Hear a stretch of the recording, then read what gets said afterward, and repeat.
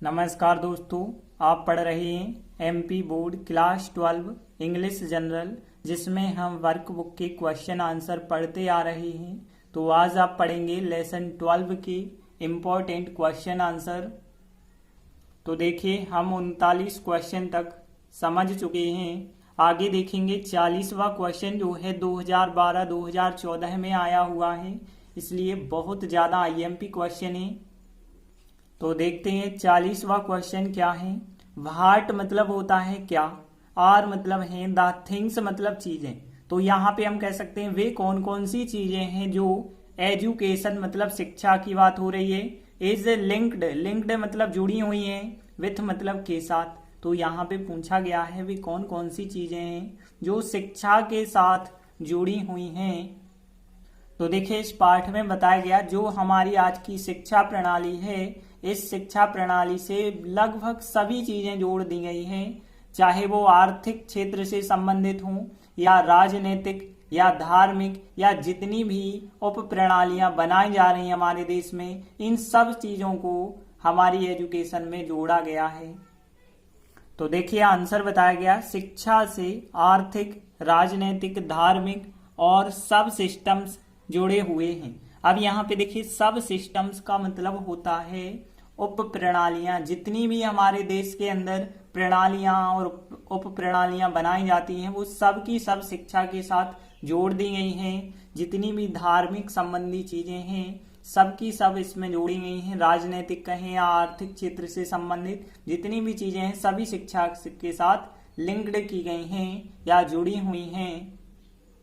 तो देखिए, अब हम इस लाइन को कैसे ट्रांसलेट करते हैं। देखिए, आर्थिक को क्या कहते हैं आपको पता होगा। इकोनॉमिक कहलाता है आर्थिक, और पॉलिटिकल कहलाता है राजनीतिक, और रिलीजियस कहलाता है धार्मिक। ठीक है ना। तो यहाँ पे इकोनॉमिक का मतलब क्या होता है, आर्थिक, पॉलिटिकल का मतलब राजनीतिक, और रिलीजियस मतलब धार्मिक। तो यहाँ पे केवल आपको 3 शब्द पता होना चाहिए। वैसे देखिए, इकोनॉमिक्स तो आपको पता होगा, अर्थशास्त्र, उसी से मिलता जुलता शब्द है। इकोनॉमिक मतलब होता है आर्थिक, और पॉलिटिशियन आपने सुना होगा, राजनेता। लेकिन पॉलिटिकल राजनीतिक संबंधी कोई भी चीज कहलाती है, तो पॉलिटिकल, और धार्मिक को रिलीजियस कहते हैं। तो देखिए, बस आपको इतने 3 वर्ड ही पता होनी चाहिए। तो देखिए, यहाँ पे इकोनॉमिक, पॉलिटिकल, रिलीजियस एंड, और फिर सब सिस्टम को सब सिस्टम ही आप कहेंगे। तो यहाँ पे देखिए, अन्य शब्द और है, तो कह सकते हैं हम अदर सब सिस्टम्स कह सकते हैं। यहाँ पे एंड हो गया, रिलीजियस हो गया, पॉलिटिकल हो गया, इकोनॉमिक हो गया। अब देखिए, आंसर हम कैसे बनाते हैं। तो देखिए, यहां से इतनी लाइन लिख दीजिए आप क्वेश्चन की। सबसे पहले क्वेश्चन की लाइन लिखिए, एजुकेशन इज लिंक्ड विथ मतलब शिक्षा से जुड़े हुए हैं। अब कौन कौन सी चीजें जुड़ी हुई हैं, सबसे पहले तो आपने इतना क्वेश्चन लिखा, फिर इसके बाद लिखेंगे आप द इकोनॉमिक, और फिर पॉलिटिकल, रिलीजियस एंड अदर सब सिस्टम्स। तो देखिए, आंसर कैसे बना है, education is linked with question का, फिर इसके बाद देखिए आपको लिखना है इकोनॉमिक, और यहां दा लगा दीजिए। तो the economic, political, religious and other सब सिस्टम्स। तो देखिए, आंसर कैसे बनाया गया है, education is linked with question की लाइन, फिर the economic, political, religious and other सब सिस्टम्स। तो इस प्रकार से यह आंसर ज्यादा कठिन नहीं है, सरल है, आप लोगों से बन जाएगा। इसके बाद देखिए, अगला 41वां क्वेश्चन, भले ही परीक्षा में नहीं आया लेकिन छोटा सा क्वेश्चन है, तो इसे भी आप कर लें। तो देखिए, 41वां क्वेश्चन क्या है, व्हाट हैज हैपेंड। हैपेंड मतलब घटित होना या होना कह सकते हैं। तो क्या हो गया है टू फॉर्मल एजुकेशन, जो फॉर्मल एजुकेशन होती है, जिसे हम औपचारिक शिक्षा कहते हैं। तो औपचारिक शिक्षा के लिए क्या हो गया है। तो देखिए, इस पाठ में बताया गया है जो औपचारिक शिक्षा है अब बची ही नहीं है, बिल्कुल दब चुकी है। क्योंकि व्यक्ति जो है औपचारिक शिक्षा का प्रयोग अब कम ही करता है। क्यों कम करता है, क्योंकि वह ज्यादातर अपनी मेमोरी में रट लेता है औपचारिक शिक्षा को, और उसका वास्तविक अर्थ नहीं समझता है। तो मेमोरी के कारण और मैकेनिज्म के कारण मैकेनिज्म का मतलब होता है जो तंत्र प्रणाली होती है, जैसे बड़े बड़े सिस्टम्स चलाए जाते हैं, कंप्यूटर या फिर टेक्नोलॉजी से संबंधित क्षेत्र के कारण हम कह सकते हैं, या हम कह सकते हैं मशीनीकरण के कारण।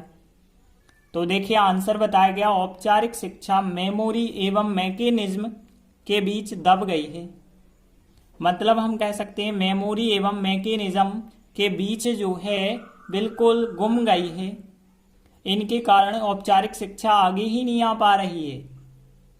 तो देखिए अब हम इस लाइन का ट्रांसलेट कैसे करते हैं, बस यहाँ पे आपको पता होगा के बीच होता है बिटवीन, मतलब के बीच, क्योंकि यहाँ दो चीज़ों की बात की जा रही है, मेमोरी एंड मैकेनिज्म जो है दो चीज़ों की बात की जा रही है, तो बिटवीन होगा के बीच।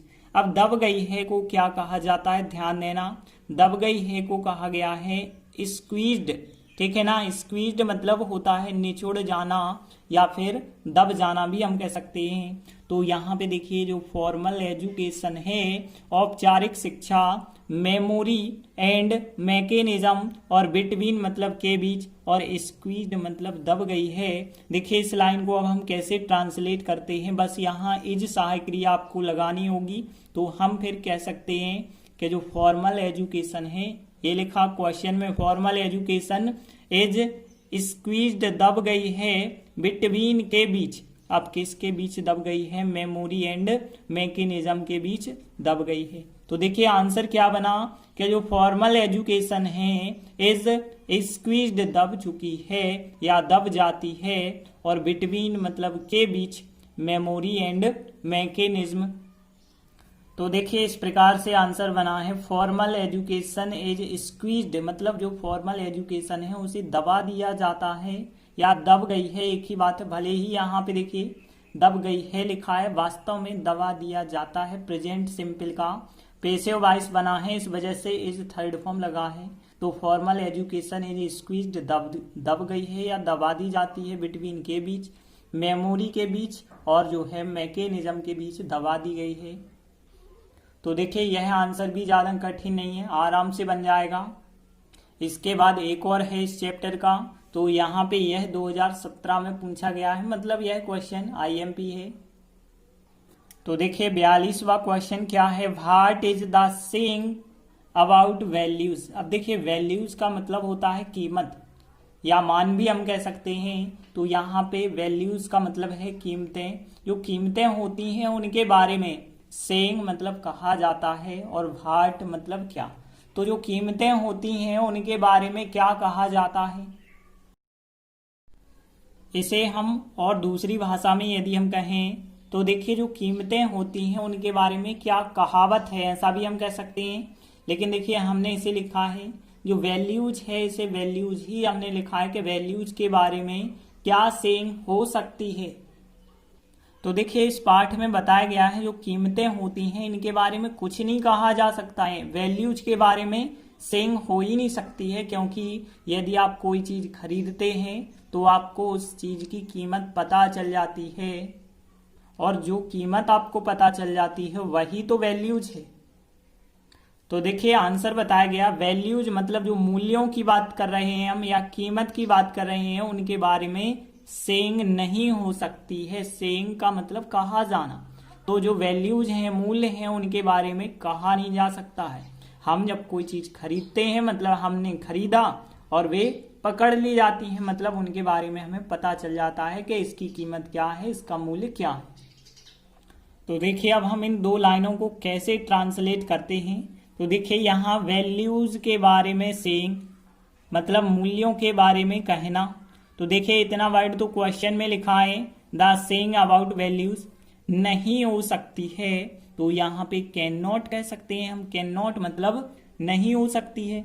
तो देखिए यहाँ पे क्या हो गया, सबसे पहले हमने लिखा द सेइंग अबाउट वैल्यूज, इतना तो क्वेश्चन से आपको मिल जाएगा कि the saying about values can not मतलब नहीं हो सकती है।